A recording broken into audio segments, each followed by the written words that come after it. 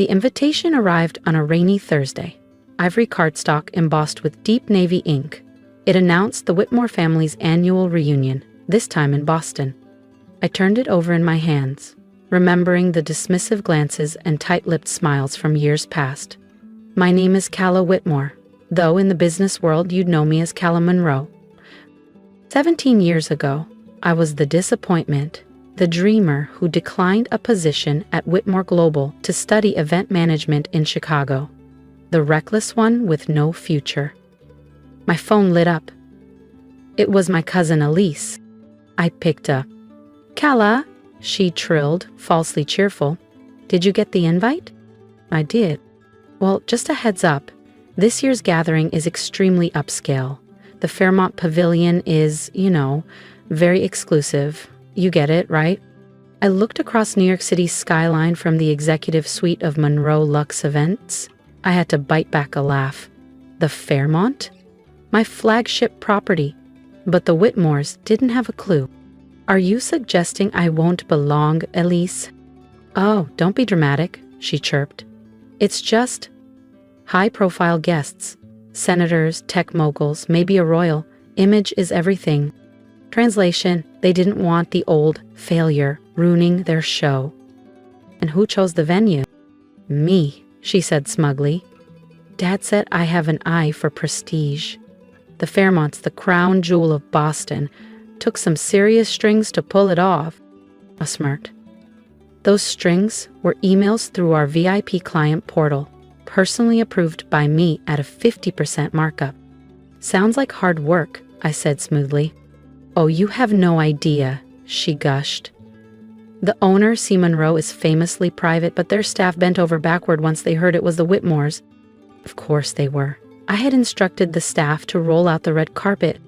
"Anyway," Elise said breezily, "I'm sure you understand. Maybe next year. If you've moved up from that tiny inn you opened in Chicago..." That tiny inn had launched my entire brand. "But sure, Elise, maybe next year." "The inn?" Elise mocked. "It was actually my pilot property, where I tested the innovations that eventually made Monroe Luxe Events a top name in luxury hospitality. But the Whitmores had stopped tracking my life long ago." "Something like that," I replied coolly. After hanging up, I leaned back in my leather chair, the muted bustle of Manhattan streets muffled by the double-insulated windows. Old memories came rushing in.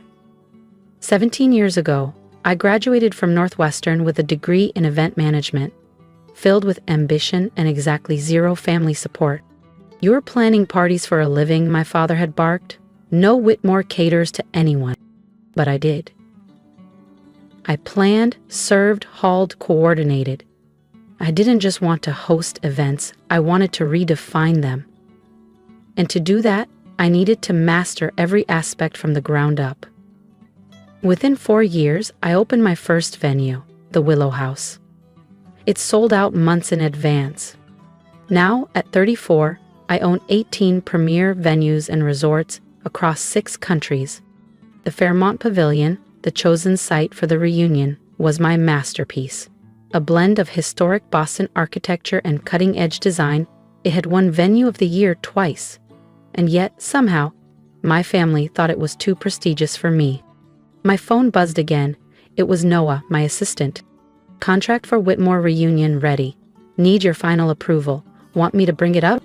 I typed back, smiling. "No need. I have something special planned." I opened my laptop, pulling up the event schematics. If they thought I didn't belong, they were about to learn exactly what exclusion felt like. When the outsider controls the entire night. Every detail passed through my hands. The lighting cues, the champagne list, the keynote timing, even the subtle scent infused through the ventilation. I was crafting an unforgettable experience. Memories flickered, like when they made me sit with the caterers at Uncle Gregory's gala, or Elise's wedding where she accidentally placed me next to the janitorial staff, claiming it was more my speed. I'd already been CEO of 2 companies by then. They never asked about my work, never even Googled my name. Only my younger brother, Owen, ever stayed in touch. He called just as I finalized the plans. "Calla," he said gently, Elise told me she asked you not to come. I'm sorry. Don't be, I said, signing the last form with a flourish. Actually, I could use your help. Can you make sure everyone arrives right at 7 p.m.? Why, what's going on? Let's just say, the Whitmores aren't the only ones with influence around here. The 2 weeks leading up to the reunion flew by. I was hands-on, down to approving the shade of the hydrangeas. If they wanted luxury, I was about to give them a masterclass. The Whitmores loved appearances. They were about to be part of a very different kind of spectacle. The night before the reunion, I walked the marble halls of the Fairmont Pavilion, watching the final preparations. The chandeliers glistened, the crown moldings shone, and the floors gleamed like water. Every detail was perfect. Noah approached with the event tablet. All systems ready. New signage reveal is locked for 7:15 p.m. Are you sure you want to do this? I didn't flinch. I thought of every stifled laugh, every cold shoulder, every dismissal. Absolutely. It's not every day you get to host your entire family in your own venue. I smiled, already imagining the moment. At exactly 6:45 p.m. the next evening, I stood alone in the private viewing room on the top floor, sipping champagne as I watched the security feed. They arrived in glittering waves, luxury handbags swinging, designer suits gleaming, lips air-kissing, everyone desperate to impress. They had no idea who they were about to be impressed by, and they certainly weren't ready for what was coming next. Elise waltzed in wearing crimson Dior, barking orders like she was staff. She posed dramatically by the grand staircase, angling for the best photos. My father's jet black Rolls-Royce rolled up next, followed by an endless parade of luxury cars carrying aunts, uncles, and cousins I hadn't seen since they crowned me, the family's disgrace. Everything's ready, Noah said, glancing at his tablet. Staff's on cue. Want me to keep security close? I shook my head. No need. The Whitmores wouldn't dare disrupt their own illusion of class. I straightened my charcoal gray suit, custom Tom Ford. Not that anyone in that ballroom would have believed the failure of the family now had a wardrobe that could outshine their entire closet. Let them get comfortable, I said. The real show's about to start. Inside the grand pavilion, the reunion buzzed with champagne and hollow laughter. Elise floated around the fountain, gushing about her exclusive connections that had landed them the venue. My father gripped the hands of old business partners, probably inflating his investment portfolio. My cousins snapped selfies by the pavilion's branded backdrop like the prestige could rub off on them. At 7:10 p.m. sharp, the pavilion's general manager approached Elise. Mrs. Whitmore, I'm terribly sorry. There's a small matter regarding tonight's event. Elise's carefully rehearsed smile cracked. What are you talking about? I arranged everything through your corporate office. Yes, ma'am, the manager said politely. It's just the owner requested a few special touches for tonight. Elise let out a patronizing laugh. The owner, please. C. Monroe is too important to meddle in minor details. A hush spread like wildfire across the ballroom as I emerged from the back. Actually, I said evenly, C. Monroe is very hands-on with her properties. If you feel that sweet tingle of payback right now, don't forget to subscribe, because what happened next, it silenced a room full of Whitmores. Every head turned. The once ignored cousin now stood front and center in the most elite venue in Boston, dressed in a tailored suit worth more than Elise's entire jewelry set. Kala? My father's voice broke the silence. What are you doing here? Elise hissed, desperate to regain control. She told me I wasn't welcome, I said coolly, taking a few steps forward. Didn't want me embarrassing the family, right? Elise's cheeks burned crimson. This is a private event. You need to leave. No, I said, smiling. I really don't. Noah, standing discreetly by the media table, tapped the screen of his tablet. The massive LED wall behind the stage flickered to life. First, the pavilion's logo. Then, in sweeping, unmistakable text, owned and operated by Kala Monroe, nee Whitmore. founder and CEO of Monroe Lux Events. Gasps rippled through the room. A champagne flute slipped from someone's hand, shattering against the marble. Elise stood frozen, mouth ajar. That can't be real. I pulled a sleek leather card holder from my pocket and casually flipped it open. Would you like a business card? I asked sweetly. Or perhaps you'd prefer the property deed. I gave the folder a gentle tap for emphasis. My father took a shaky step forward, voice cracking. You own this place. And 15 others, I nodded, including the inn you mocked, the little project that sparked a luxury empire.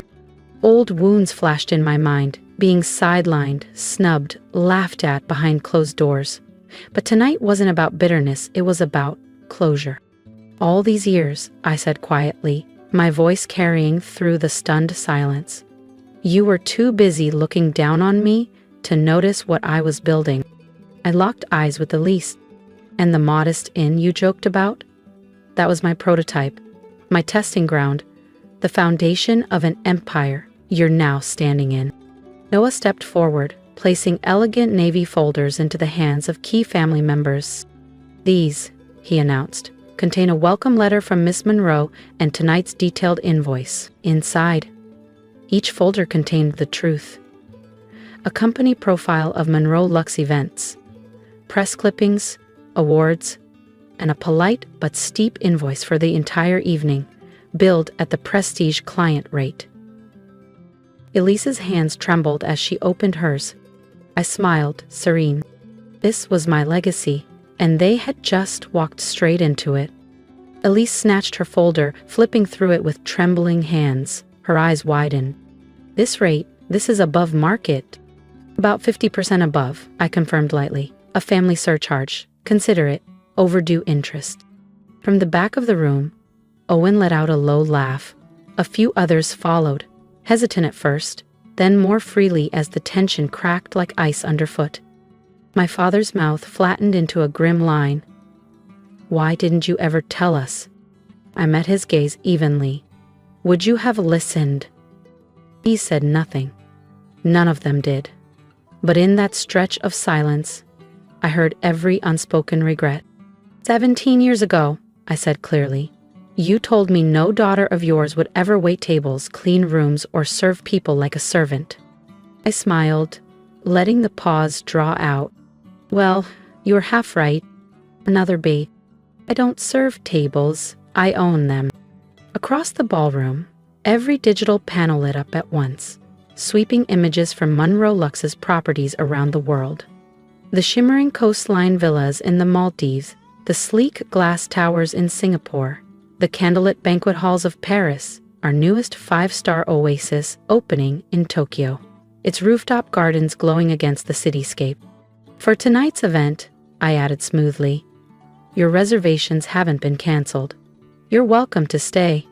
In fact, I've arranged personal tours of the pavilion.